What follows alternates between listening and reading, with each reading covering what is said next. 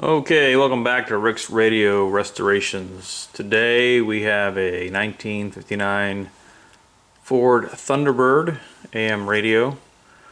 This is a pretty unique radio that it has an off switch on it.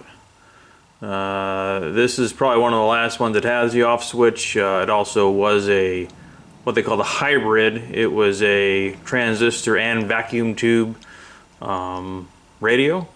Of course, all that's gone now, and now it is just a AM/FM aux input radio, and we're going to go into some of the options right now. So first, turn it on. You pressed any preset, and right now it is on FM. All of the presets work.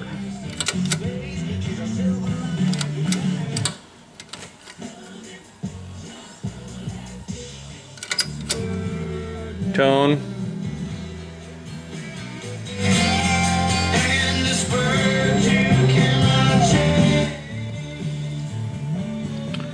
Now to cycle it from AM to FM or FM to AM back and forth, you go off, then on again real fast. And we're inside and it's cloudy out, so there's nothing really good on AM. To cycle it back to the FM, off, then on again.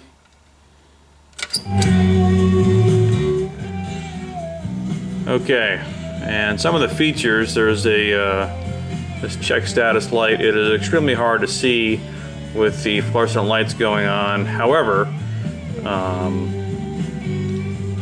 to get it to go into the aux mode, what you'll do is you'll come all the way down here to the end, and what I did was I programmed the first button to do that, and maybe you can see that it's gone red. And what you can do at that point is turn on any device that has the jack in the back there.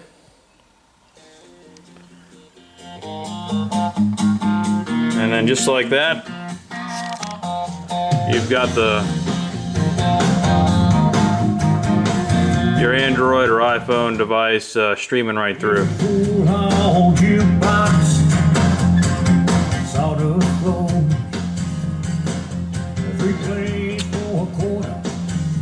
Now when you're in the aux mode, our last mode was FM. So you're down here at the end of the dial. You just come off of that, and now we're back in FM. Now your device is still playing. All you have to do, go back to the end of the device, enter the needle here, and there you go. Come back off of it. The Fresh Market, where we search. And that's it. Pretty easy conversion. What also you'll get in the box, you'll get the instructions. You'll get this cool looking wiring harness. This is actually will go to your car. This is the end that will go to the radio. And these ends here will get spliced into your speakers, all industry standard colors. Then there's a red for the power, black to any good chassis ground.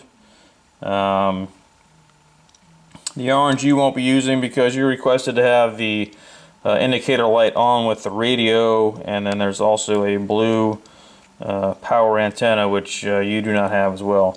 Other than that, it was a really neat radio to work on, and I hope you have many years of enjoyment.